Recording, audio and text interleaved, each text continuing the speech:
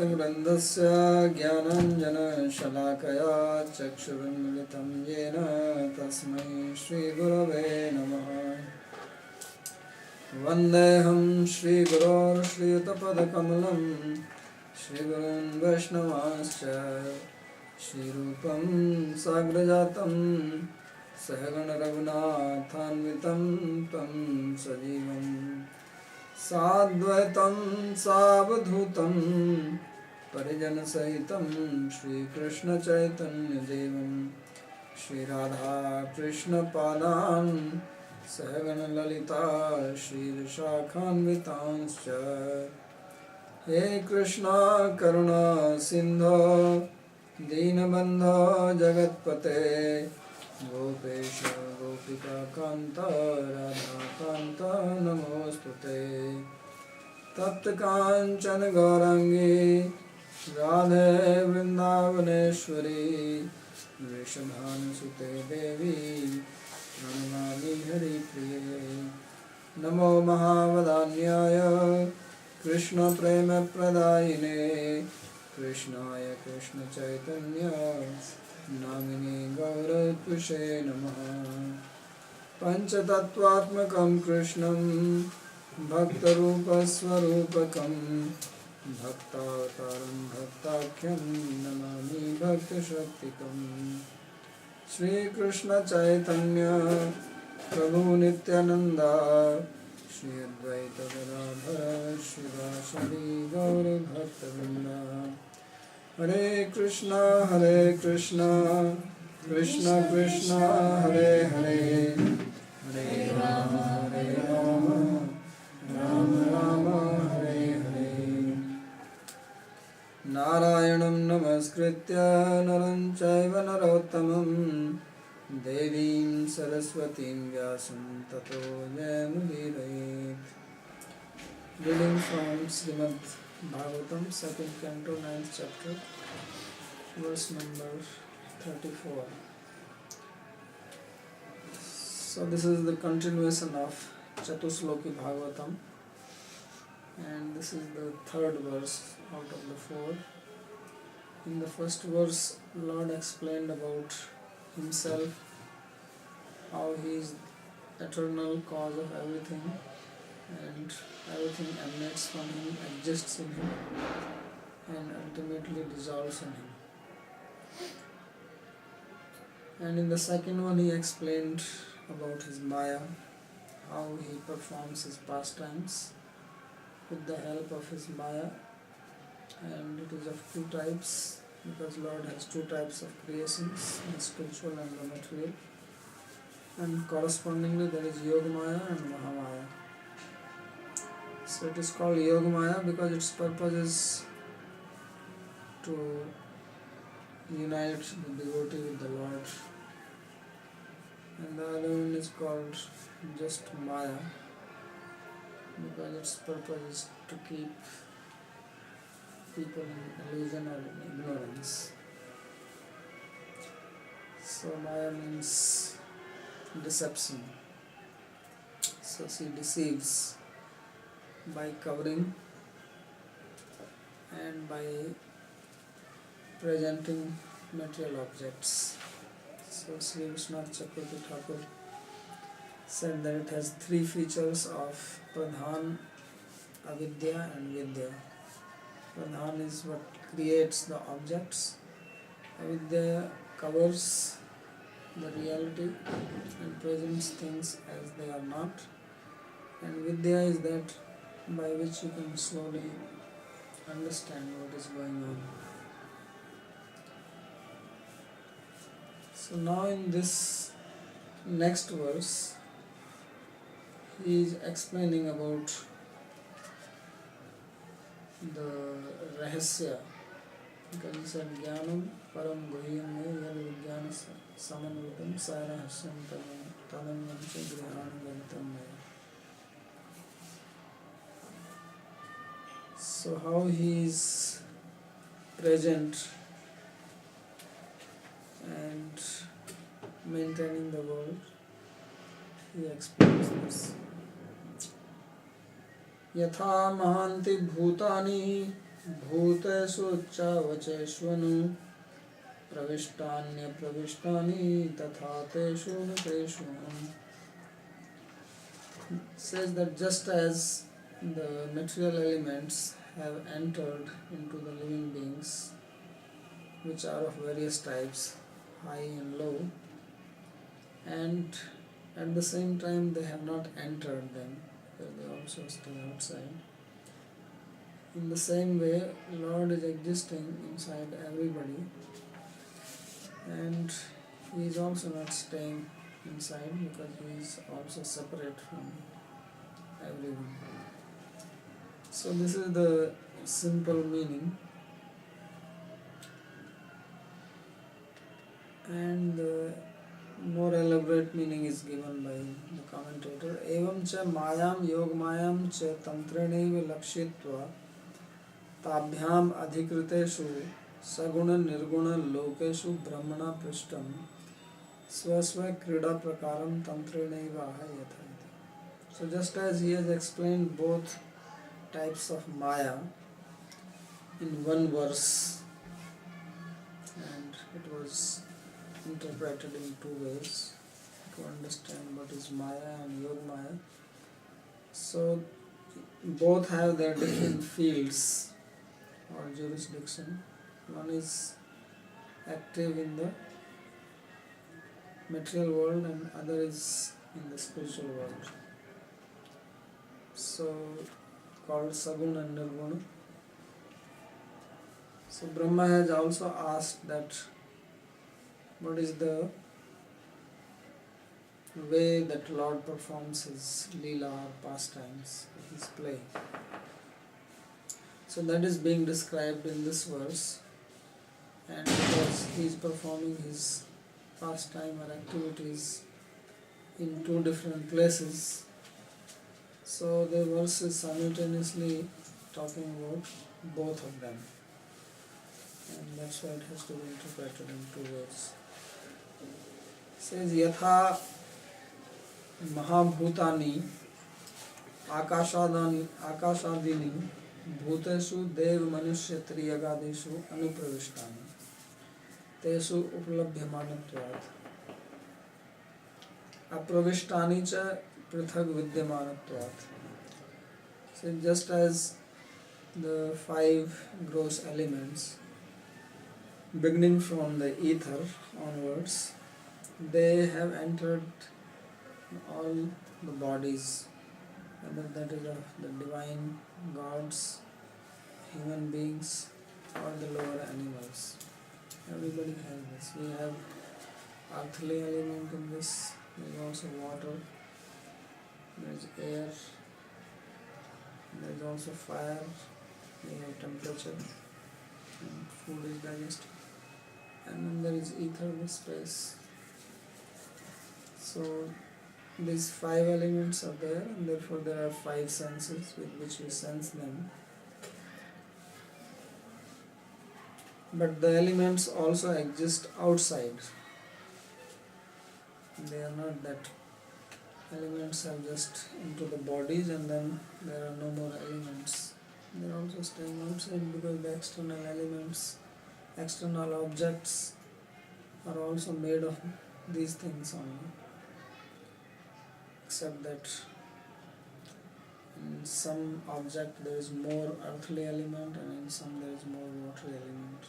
According to Vedanta, they have a process of Panchikaranam.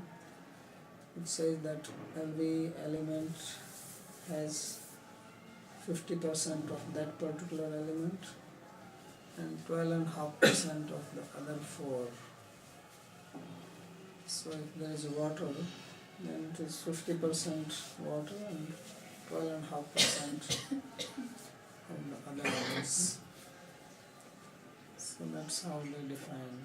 Because there are also pure elements which are the coverings of the universe. But in this, inside the universe, they are mixed, and that's how they are used in creation. So they are existing outside also. Therefore, it says apravishtani cha. Tatha teshu Bhuta bhautikeshu aham pravishta. He says, in the same way, I have entered in everything, whether they are the elements or the living beings. Sanapi prithak suddha sattvatmaka swadhamani vartmanatvat aprivishtascha asmi. And yet I am also outside in my own abode, which is made of pure sattva, and in that sense I have not entered. So as Krishna says in Bhagavad Gita, that Maiteshu Nateshu Aham Pashyami Yogameshwaram, that I am in them, and then says I am not in them, see my majesty. So the same thing is spoken here. So it's very interesting if we meditate on this principle, that how everything is existing in the Lord. We are also inside Him, and then He is also into everything, and everything is happening within Him, and everything is under His control. So it looks like that we don't have much control over anything, because we are very small fragments. First of all, He is so great and powerful, and then He is inside everything, inside, outside. So what can we do? Because how can we control Him? But He is controlling, because He is everywhere and into everything. Yet it is also amazing simultaneously that this being the case, still we can think that we are independent. And still there is law of karma. Really speaking, if everything is under His control, then there is no question of any law of karma. It's like if there is a machine and it is controlled by a mechanic, then the machine is not responsible for anything. It's the mechanic who is responsible, because he is controlling.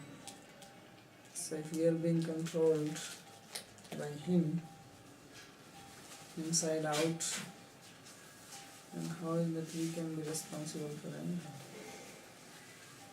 It's he who has to be responsible. So theoretically that is also possible if we accept it 100%. But we somehow have been given the facility to also think that we are independent beings. And then it is arranged accordingly.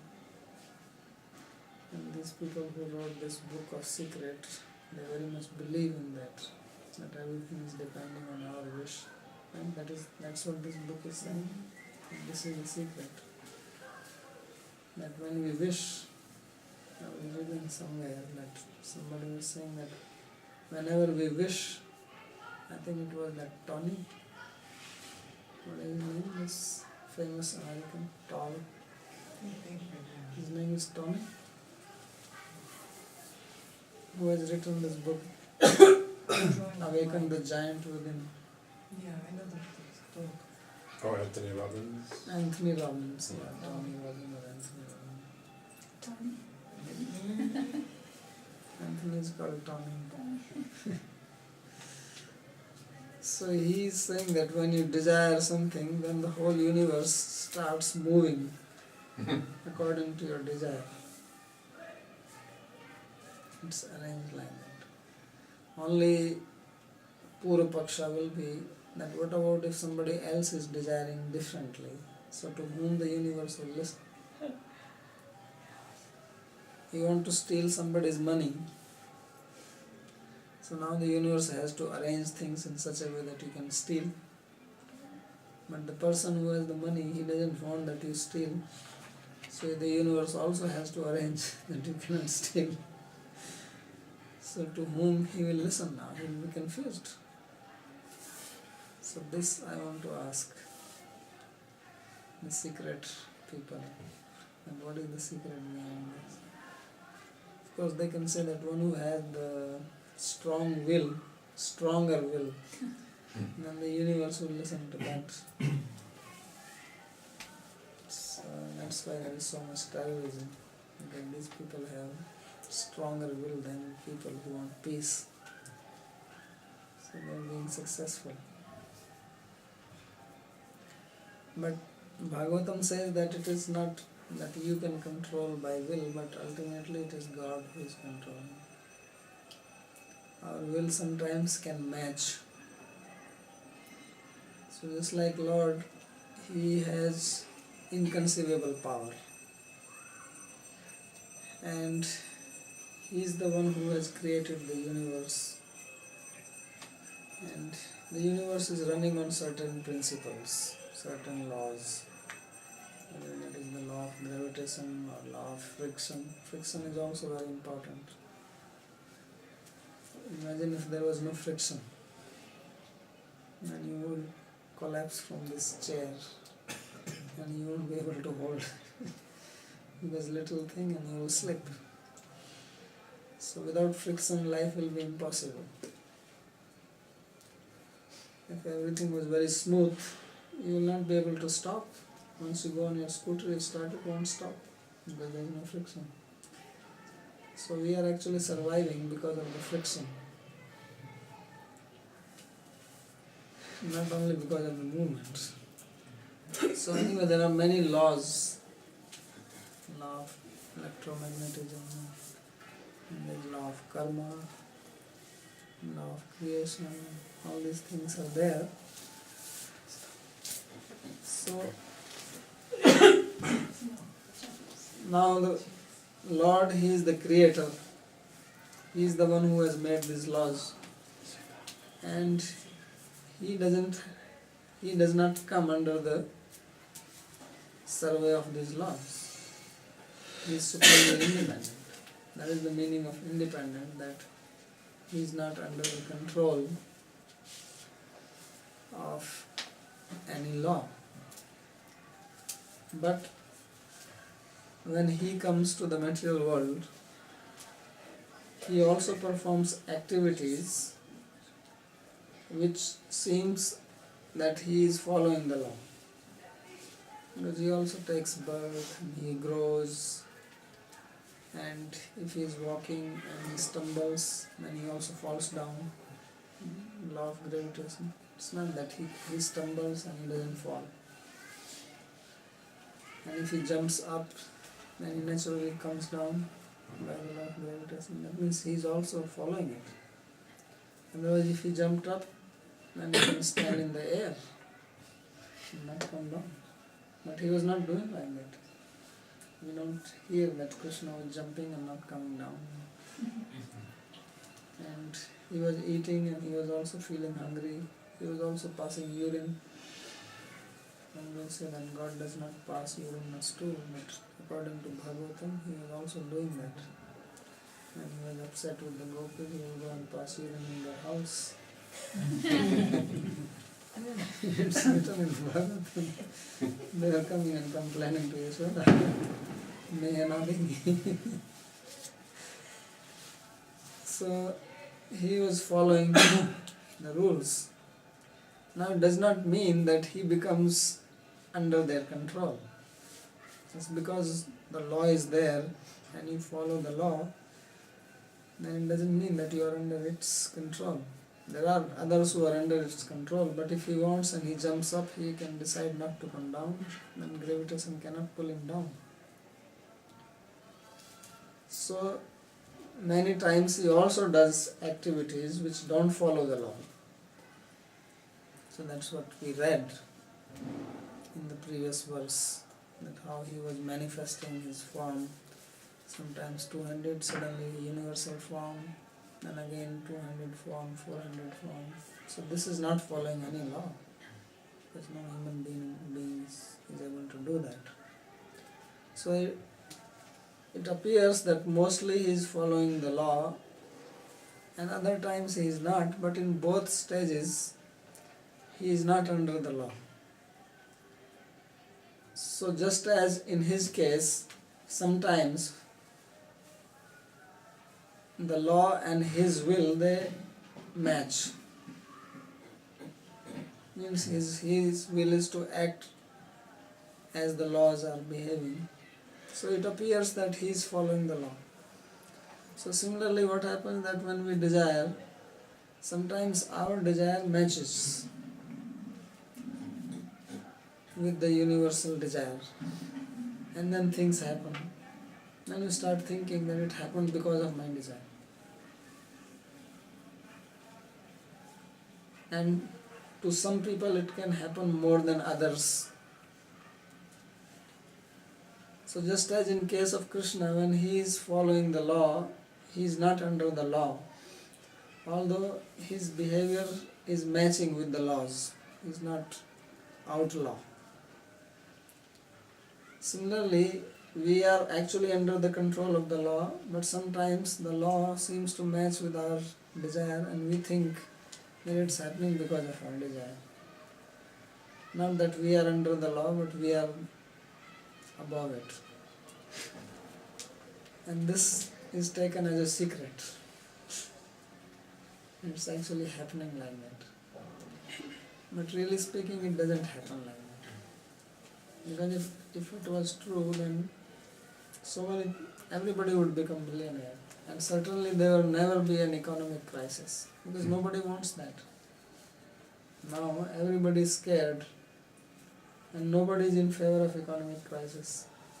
Yet the Sensex and whatever these indexes are there, they are dropping every day, like the temperature. As the winter is coming and the temperature is dropping, the Sensex is also dropping like that. But nobody is desiring it. So that shows that the secret is not just our will. Our will may be also one small factor, but not necessarily the only factor. That is for sure. So therefore Lord, He is there and He enters in the elements and He is also out. When He enters in the element, He may follow the principles of the elements. Krishna took birth and He also died. What is the problem? We usually try to prove that Krishna did not die, isn't it? That he was hit by the arrow in the foot and then he went up. But even if he dies, what is the problem? If he can take birth, he can also die. So just he himself says that Jatasya hi dhruvam mriti dhruvam cham mritasya cha. Anyone who takes birth, his death is certain. Anyone who dies, his birth is certain. So he can follow that rule, no problem. Still doesn't mean that he has come under the rule. It's by his wish. But he can also not follow, or he can follow half. He takes birth and he does not die. Or he doesn't take birth and he can die. He can do what he likes to do. So that is his speciality. That is the meaning, that he is supreme. He is not like us. किंतु महाभूतानां अचेतनत्वाद एव भूतेषु प्रवेश आसंगरहित मम तु चेतनत्वेपि आकाशवदसौ स्वगृहे अवलिप्त एव वस्ति इति वत् तेषु सर्वेषु प्रवेश नियमन पालनादीनि आसंगरहितानि इति एवं भूतेषु मायिकेषु आसंगरहित एव क्रीडा इति भावः. Now he says that in this example there is a similarity, that as the elements enter and not enter in the same way, Lord also enters and not enters. So he gives one dissimilarity, and the dissimilarity is that Lord is conscious being and the elements are unconscious. and being unconscious, they don't become attached. Because attachment and hatred, that is possible only for a conscious person, not something which is inert. So he says that I am conscious being. I enter and still I don't become attached. Just as the elements they enter, they don't become attached to anything. So this is his speciality. So he may come in the material world, he may enter, he may think, but he is not attached. So he said, just like the ether or sky is in the house, so that does not get stuck to anything. It is nirlep, without any attachment. So it says, Akashvar nirlipto swagrihe avlipte eva vasti. That there are some people, they live in their house and they remain detached, just like the ether. So Lord is also like that. That's why one of the 6 types of opulences of the Lord is that he has vairagya. Aiswaryasya samagrasya viryasya yasya shriya jnana vairagyaschapi sharnam bhavitam. So one of his characteristics is that he is renounced, that he creates big universe and not one, millions of them, and yet he sleeps away from them, not bothered about anything. So remains detached. So that is described here. So he says, therefore it is called play. Asanga rahita eva krida. Like when you play, in real play, you just play, you don't become attached. That if you don't win, then you are crying. You see many times the players, when they lose, then they break down, they are crying. Of course, sometimes they are also crying when they win. If they were not expecting it, then also they break down. So, because in both cases it is attachment. Why they cry if they win or they lose? Because there is attachment. When there is attachment for winning, then they cry due to attachment. And when they lose, they cry. That is also due to attachment. Now there is one interesting thing which they have done, and I think this is coming from Jiva Goswami. It's a very interesting thing how he has done this. If you know Sanskrit, he says pravishtani apravishtani tatha teshu. He says I entered and don't enter in them, and na teshu. And na means not and teshu means them, not in them. But what Jiva Goswami does, and Sri Vishwanath Chakravarti Thakur also follows, that he combines this na with teshu, and then it becomes nateshu, which means those who are surrendered. So instead of taking them 2 words which means not in them and not in them, he says in them, and then he says in the devotees. Nata means one who is surrendered or bowed down. So he gives another meaning, and Jiva Goswami even gives the logic that if you don't combine them together, then there was no need of nateshuam, because the sense was complete. Yatha mahanti bhutani bhutasu vacheshuvanu pravishtani apravishtani tatha teshu. By saying this, you will get the meaning that as the elements enter and don't enter, in the same way I also enter in them and don't enter in them. There was no need to say nateshu. Tatha teshu aham. This was sufficient. This nateshu does not add anything extra. But when you combine this nateshu as nateshu, then it makes more sense, more extra sense. So therefore he says, Tatha teshu prasiddheshu nateshu pranat bhakta janeshu pravishto. So that's how he brings the other meaning. And one is about this material world, and how you bring the meaning to the spiritual world. Then he talks about Nateshu means the devotees, that those who are surrendered, Teshu Nateshu, those who are Pranat Bhakta, the surrendered devotees, Pravishto Antahkarneshu Darshanam Datum, that I enter into their heart and to give them darshan outside Apravishta Bhaistakasya.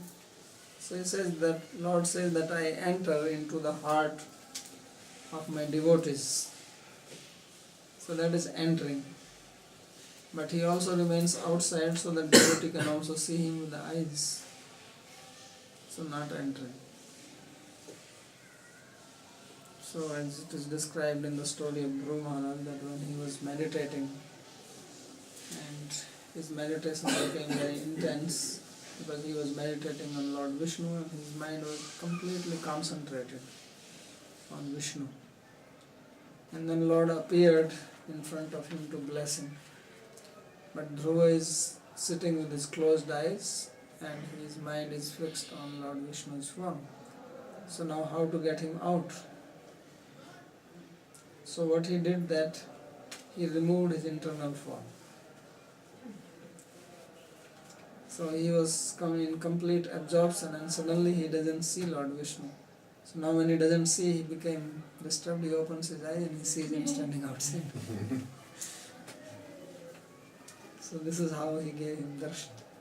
Otherwise he will just remain in samadhi, not open his eyes. So Lord says that I enter in their heart, but to give them pleasure of seeing and smelling and all this, I also stand outside. So therefore he says, Bahi sthitascha tesham nayaneshu swasaundaryam arpayetum. Because I want to pour in my beauty into the eyes of my devotee. And that is not possible unless the person opens the eyes and sees the Lord. So therefore he is there. And nasasu swasaurabhyam, and I want to fill their nostrils with the fragrance of my body. Because Lord has a special type of fragrance. And that's why it was very easy to detect him. Like these days they have these dogs, the police people, and whenever there is a crime, the dog comes and sniffs and then he starts tracing. So Krishna has a very strong fragrance. Wherever he goes, he leaves it, and then gopis can figure out whether he came this way or where I have gone. So sometimes he cannot tell lies because he may say, well, I didn't visit Chandravali. And Radha will say, but I was able to smell body fragrance. So then he cannot deny that. So he says that to give the beautiful smell of my body in their nostrils, Swasaurabhyam praveshiyatum tai saha ukti pratyukti kurvam tesham karnesu swaswarswaryam amritam puriyatam. And to fill their ears with the enchanting words coming out from my mouth. I want to talk with my devotees. So that is not possible if he is just inside. So he stands. And sparshan alinganadina danais tesham angesu sviya sakumarya madhuryadikam chami bhavetu. And to give the experience of the softness of my bodily limbs, I give them my embrace. So for this reason I also don't just remain in the heart. Teshu gunatit bhakteshu antar bahir maya tyaktum ashakyeshu asanga sahita eva mamakreda. So he says, therefore, with my surrendered devotees who are beyond the gunas of material nature, I perform my pastimes by being in their heart and also standing outside and they who are unable to leave me at all, therefore my pastime with them is with attachment. So this is how he performs two types of Leela, because the question was that Kridasya Moh Sankalpa Unanaviyathamate, that how that you are performing your Krida with your Maya, Yathatma Maya Yogina. So now he says that these are two types of Krida. So one is the detached play and other is the attached play. So with devotees he is not indifferent. As he is indifferent in the material world, he remains like a witness. Samoham sarvabhuteshu. Na me dveshvastha na priya.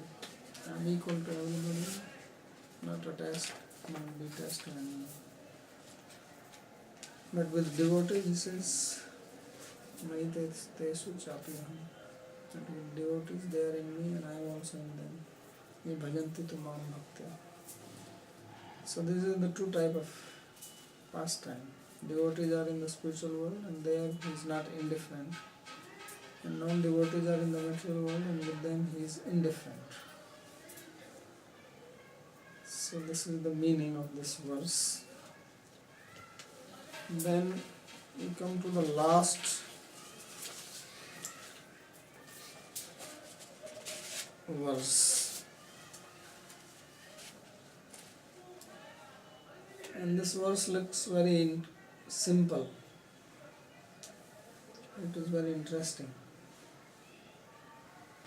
It looks like that there is nothing much in this verse.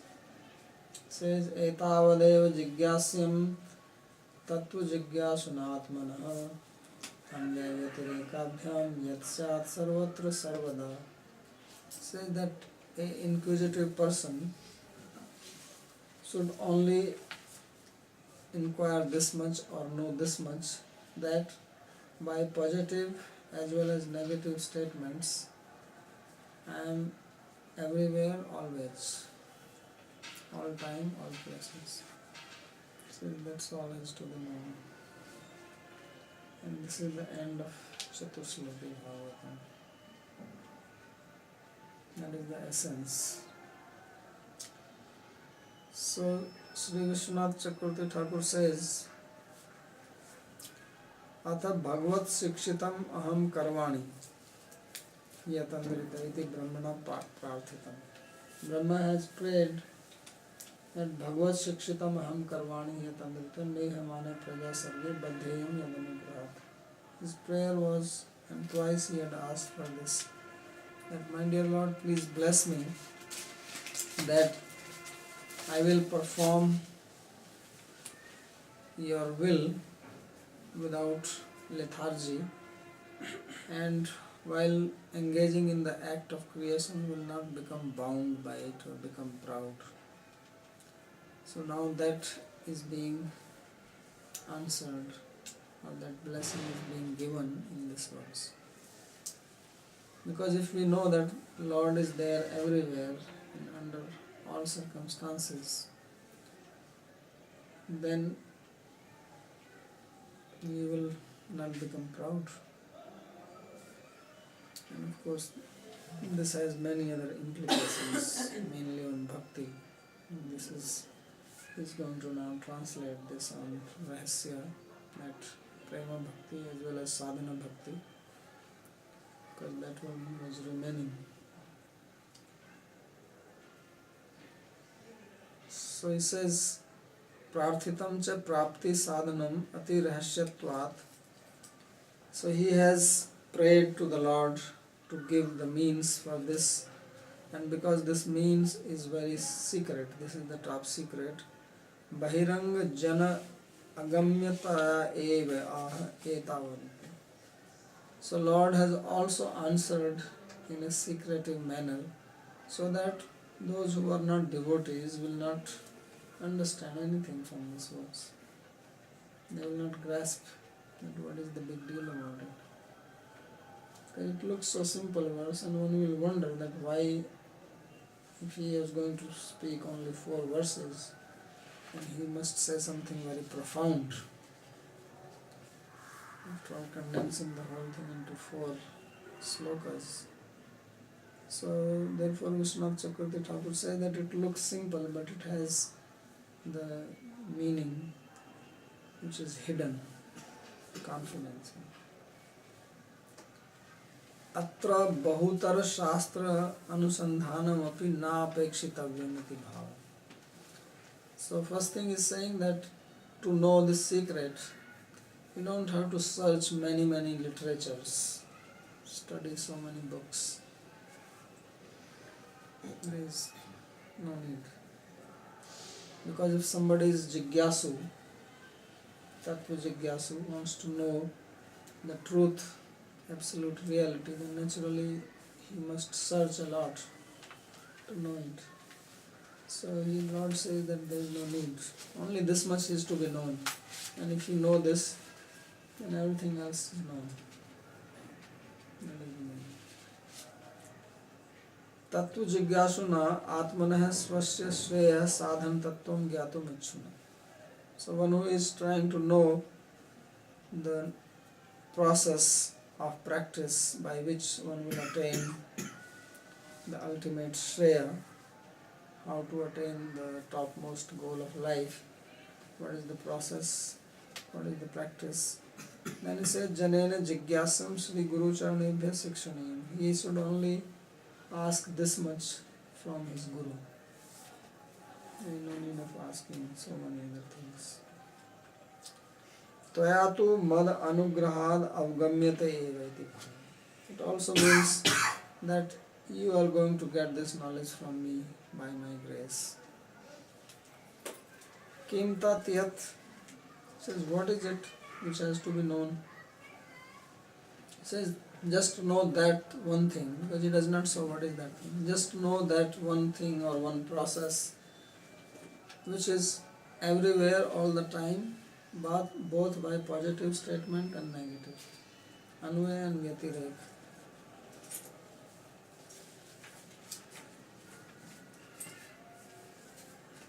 श्रेय साधनेषु कर्म ज्ञान योग भक्ति आदिषु मध्ये अन्वय व्यतिरेकाभ्याम स्यात् सिद्ध्यति स्थिरी भवति. Says that there are various means of achieving perfection.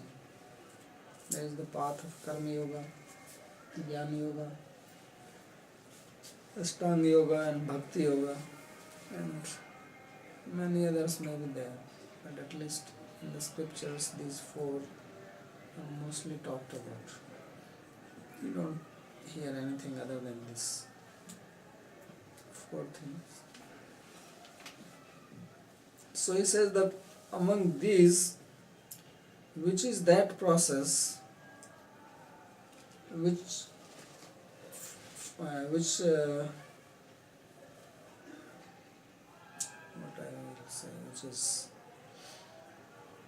which passes the test of Anvaya and Vyatirek. So Anvaya basically signifies that if A is there, then B is there. That is called Anvaya. And if A is not there, then B is also not there. That is called Vyatirek. Positive and negative. Means when positive is there, then that is also there. And if it is not there, it is not there. That's really what it Anvaya and Vyatirek really means. So that process which passes the test of Anvaya and Vyatirek, like when there is a cause of something, anything which, if A is cause of B, then it must follow, it must pass the test of Anvaya and Vyatirek, which means that when A is there, then B will be there. And if A is not there, then B can also not be there. So if this is satisfied, then we will say that A is the cause of B. So if you want to make, say, chapati, then atta must be there. If atta is there, then you can make chapati. If atta is not there, no matter what you have, you cannot make chapati. So because he wants to know what is the perfect process. So that means if you follow that practice, then there should be perfection. And if you don't follow the practice, there will not be perfection. And that is the process. If you follow the practice and sometimes there is perfection and sometimes there is not, then it is not the process. If you have the atta and sometimes you can make chapati with it, but sometimes you cannot make chapati from atta, then atta is not the cause for chapati. Sometimes you make chapati from atta and sometimes you can make without atta, then it cannot be the cause. So therefore it says, know that which passes the test of anvaya and vyatirek. Syat siddhiti sthiri bhavati ityarth. तत्र तावत स्वर्ग अपवर्गादेः कर्म ज्ञान योगादिभिः केवलैर असिद्धैस्तैर्विनापि सिद्धे कर्म ज्ञान योगादयो अन्वय व्यतिरेकाभ्याम नैव साधनानि. So now we say that karma, jnana and yoga, these three, they cannot be the proper practice to achieve perfection. Why is that? He says that first of all, if you follow the path of karma or jnana or yoga, then just by following them you cannot get heaven or liberation. So that means Anvaya principle fails. That you follow the path of karma and you don't go to heaven. That means A is there but B is not there. On the other side, you don't follow the path of karma and you can go to heaven. It is possible without karma also. So A is not there and B is there. So neither the Anvaya is passing nor the Vyatirek. They are not neither following the Anvaya nor neither the positive nor the negative. So you can follow the process of Jnana or Yoga and may not go to heaven or may not get liberation. On the other side, without them also you can get liberation and go to heaven. So in that sense he says that you cannot say that karma, jnana, yoga, deyo, anvaya, vyatireka-abhyam, naim sadhana. So that they don't qualify to be the proper process by applying the principle of anvaya and vyatireka. And then he gives many examples from the scriptures for this. And the first one is spoken by Narada, I think. Tyaktva swadharmam charanambujam hare bhajan napakko thapate tato yadi yatra kvava bhadram abhudamusya kim ko varthayapto bhajatam swadharmataha. If somebody gives his dharma, swadharma, which means karma, duties according to varnashram system, and takes to worship of Lord Hari, Charanambujam Hari, bhajan, and although taking to the process of worship of Lord Hari does not become realized or perfected and becomes deviated from the path of worship. So he says, what is the inauspicious for such a person? Nothing inauspicious has happened to him. Yatru kvaiva bhadram abhudamushyakim. Nothing. On the other side he says, ko artha apto abhajatam swadharma. That somebody is following one swadharma and is not worshipping the Lord, then what has he gained? So this is the meaning, that somebody is following the swadharma and not worshipping, means not performing devotion at all, then he is not gaining the result. So Anvaya is failing, that A is there but B is not there. On the other side, A is not there and still he will have B, because he says that there is nothing inauspicious about it. So this is how it is. sent by Srila. Then he quotes more,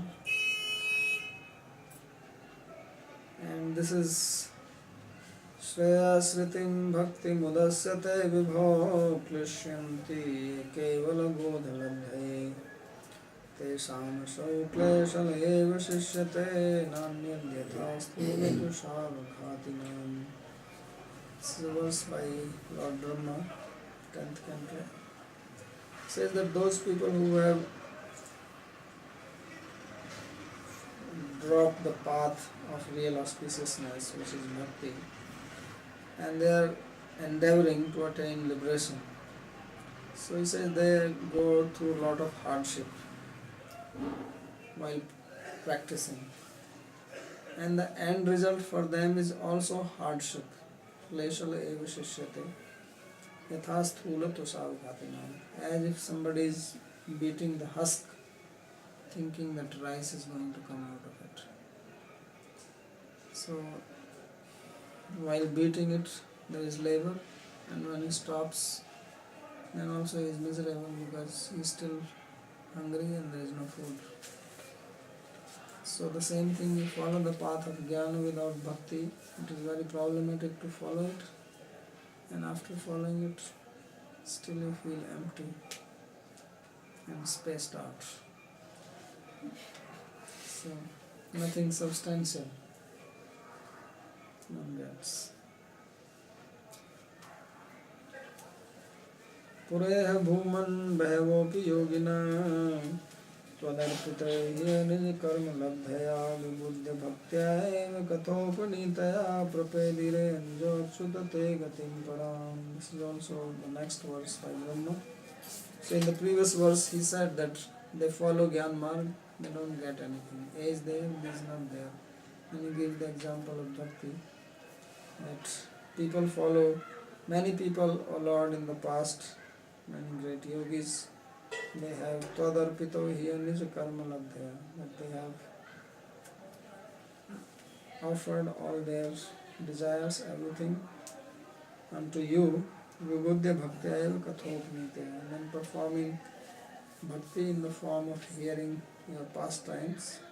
Prapedire anjo achyuta te gatim param. They have reached easily, O Lord Achyuta, your destination, which is transcendental. So this is to show how by bhakti one gets perfection. Then another verse from 11th Canto. Yat karm vir yat tapsa jnana vairagyatascha yogena dana dharmena shreyo bhiritrairapi sarvam mad bhakti yogena mad bhakto lavate anjasa sarga vargam mad dhame kathanchiri vanchati. Says that whatever benefit one can get by performing karma, austerities, path of knowledge, renunciation, yoga, charities, swadharma, or any other auspicious process, my devotee can achieve all that easily simply by performing my bhakti, whether it is heaven, liberation, or going to my abode. It's a very direct statement. यावै साधन संपत्ति पुरुषार्थ चतुष्टये तया विना तदाप्नोति नरो नारायणाश्रयः. Says whatever is the wealth attained by working for the four purusharthas, one who takes shelter of Lord Narayana, that person attains that without following the process of these four purusharthas. Iti moksha dharmiya vachanam. So this is the statement of moksha dharmiya Mahabharata. Bhaktya tu kevalaya eva sarvani shreyansi siddhyanti taya vina tu naiva siddhyanti. By bhakti one can attain all auspicious goals, but without bhakti there is nothing which one achieves. So this is Anvaya and Vyatirek applicable in bhakti. In others it was not applicable. Therefore he says, Anvaya Vyatirekabhyam Bhaktireva Sarva Shreya Sadhanatvena Sthiri Bhavati.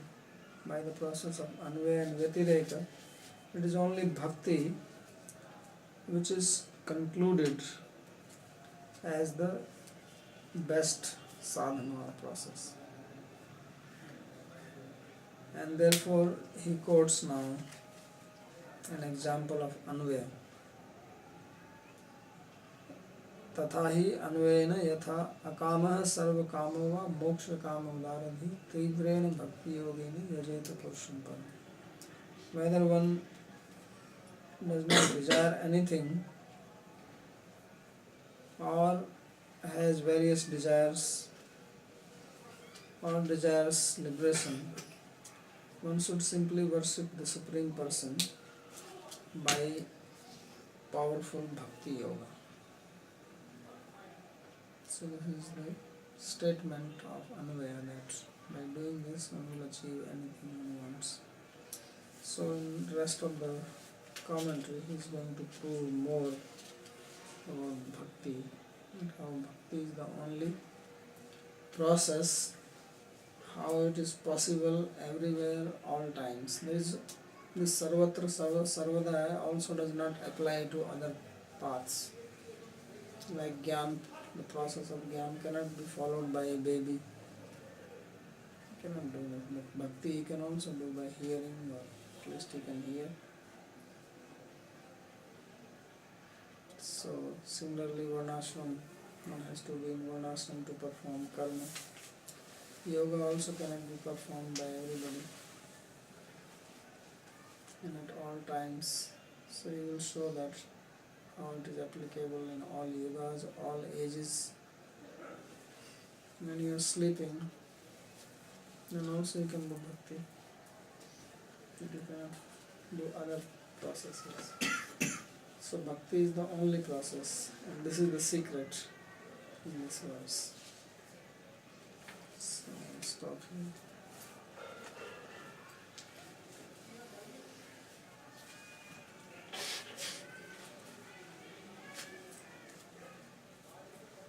Yes. Yeah. Babaji, this is relating to something you said earlier about closing one's eyes.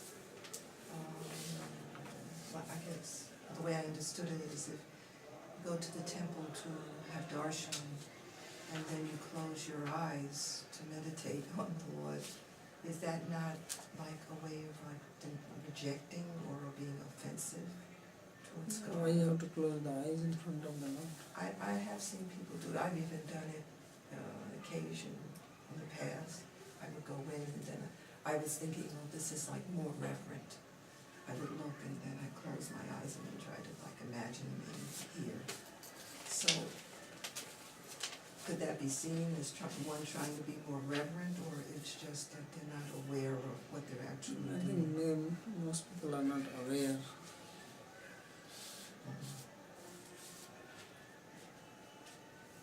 When you're standing in front, you open your eyes and you can close them later on so that you don't see anything else now.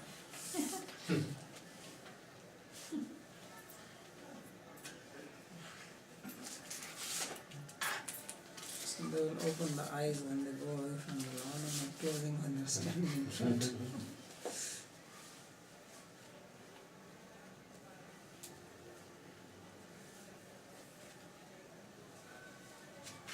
Just going back to the secret,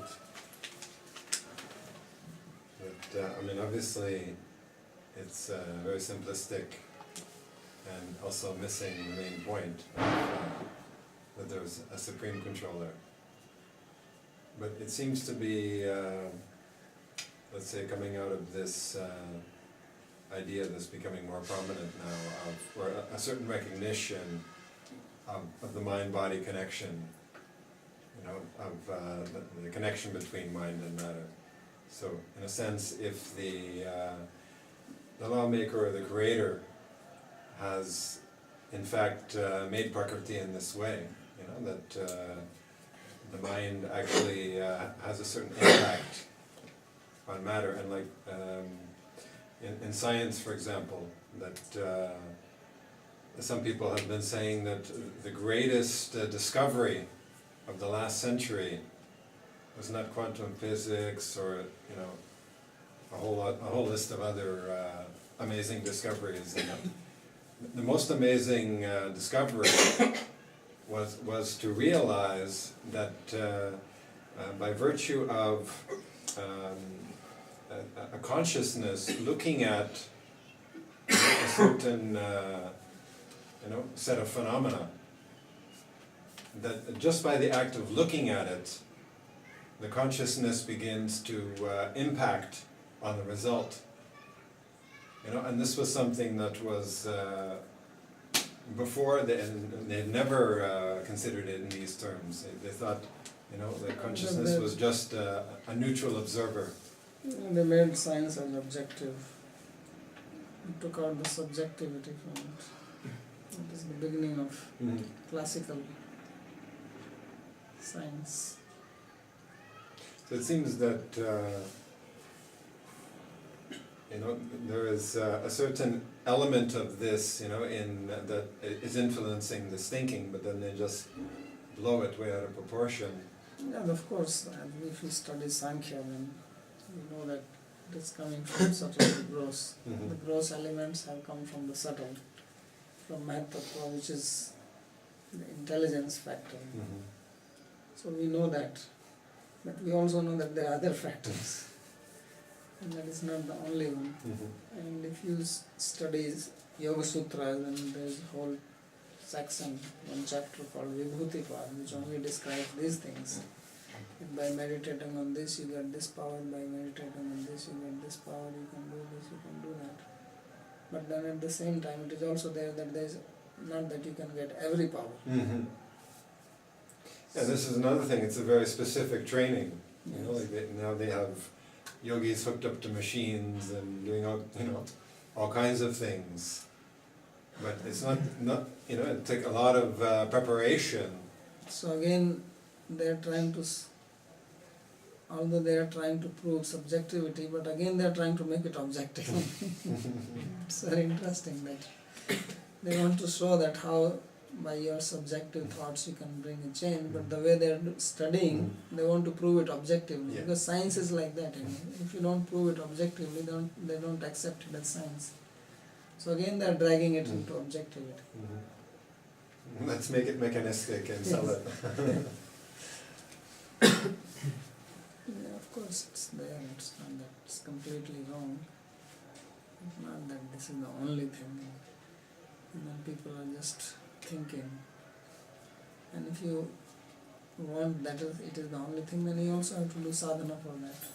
And then ultimately, as we are saying, that everything is controlled by God. If He doesn't want it, then He can also stop it. This is the point which is being made. That even if this principle of secret is there, still it is not an absolute principle. And we must come to realize that. Otherwise, we will again get stuck in it. Did you see the movie?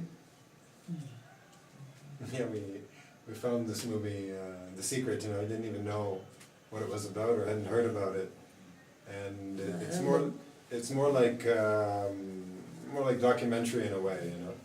Just like different people talking about the secret. It's quite shallow. It's not deep at all. But when they first introduced it, they're talking about the secret, and he first expressed it as, and the secret is the power of attraction. And when we were watching, we just said, they don't know what they're talking about, but actually it's Krishna. Krishna is the all-attractive. He's the one that's really behind everything. That is the real secret. The only thinking mind.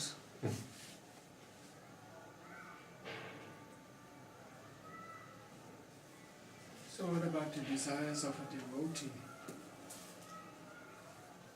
Devotee has no desires. He is niskam. Bhakti siddhi kama Sakali or son. No, I mean if he has desires to serve Krishna, That is and different. that doesn't always get fulfilled.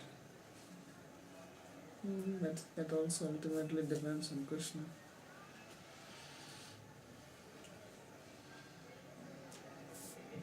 So then where does such a desire stand? Is it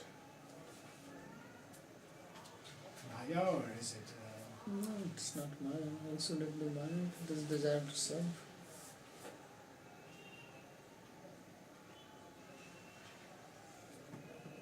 so it is recognized by Krishna at the same time not fulfilled? Well, this is when we are in the material world. Of course, in the spiritual world he will fulfill, but in the material world, as I said, that there are many things involved here. We are not the only people living. It's not only the devotees. There are certain laws, and law of karma is very prominent, and your actions is also going to relate to many other people. So he has to see all that. And then it is also there that he doesn't want devotees to look extraordinary, that they desire and it happens. So this is the way he keeps his path as a secret. So that the devotees don't look anything great. When he desires, it's also not fulfilled. So that is the big thing that we desire. And sometimes our desires get fulfilled. So he keeps his path secret like this. Otherwise devotee's desire will always be fulfilled, and then everybody wants to follow the devotee without really becoming qualified for it. And then they will say, I want to become devotee because then I can fulfill my desire. Although Krishna himself is saying here, Sukhdev Goswami, Kamo Sarva Kamo. But the again idea is that to do that, they want you to become devotee. They are also alluring. But they are saying that don't just desire but do bhakti. Yajat bhakti yogana yajata purusham. Or is it that if that desire is there, that Krishna really tests you heavily, if you really have that desire, like those who wanted to become Krishna's parents, or It depends. There could be, it's not only that there is only one reason or one way. Krishna can have many different reasons. One reason, two reasons, many reasons together. Like Kunti Devi is praying, what is the reason for Krishna's appearance? She gives many reasons. And ultimately he says Bhakti Yoga Vidhanartha. Maninam Amlatmani, that you come here to give bhakti yoga to the sages. Before that she said you come to remove the burden of earth, you come to give the glories to the Pandavas. You came to release Vasudeva and Devaki. So all these are also true. The other reasons.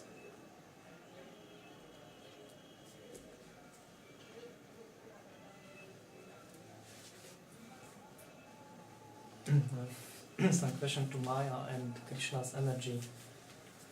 In some classes back also we learned that the Maya has actually two features, the Yoga Maya and Maha Maya, which is actually one Maya.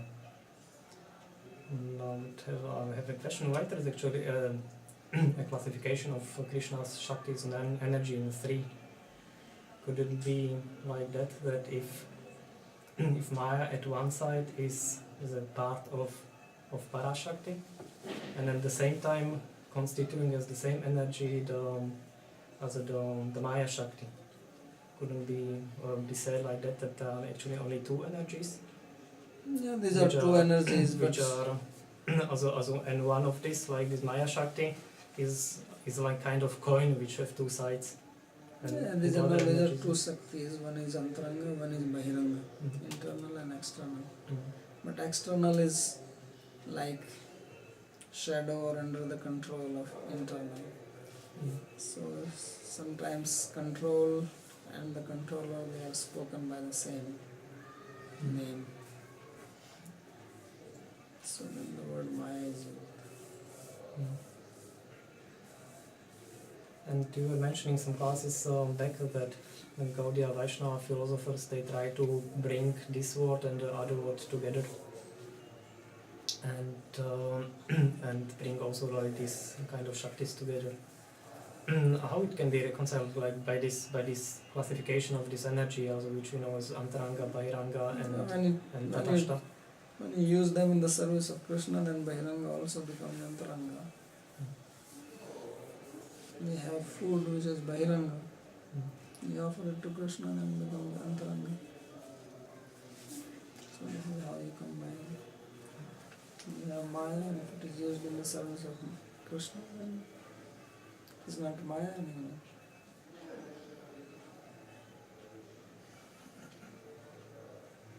How you can make a chapati without atta? How you can make chapati without Without atta? You cannot atta, make. you cannot make. So then you said. Insight is the cause. Mm. An example that if you can make, then it will not be the cause. So maybe if before. Ah, that's why I was understand. So cause is defined as tat sattva, tat sattvam, tadabhave, tadabhava. In Sanskrit they are very fond of using pronouns. So if you translate it literally, then it goes, when it is there, then it is there. When it is not there, then it is not there. So the first it refers to the cause. When the cause is there, and the next it refers to the effect, then the effect is there. And in the second one, the it refers to again cause. When cause is not there, effect is not there. So when it is there, it is there. When it is not there, it is not there. So that is Anvaya and Yatirek. So that's also spoken in the very beginning, the first verse of Bhagavatam. Janmadashriyato Anvayad Itaratascha. Anvaya is Anvaya, Itarata is Yatirek. That Lord is seen by Anvaya and Yatirek, because everything exists because of Him, and without Him nothing exists. He is into everything, and without Him there is nothing. That is called Anvaya Yatirek.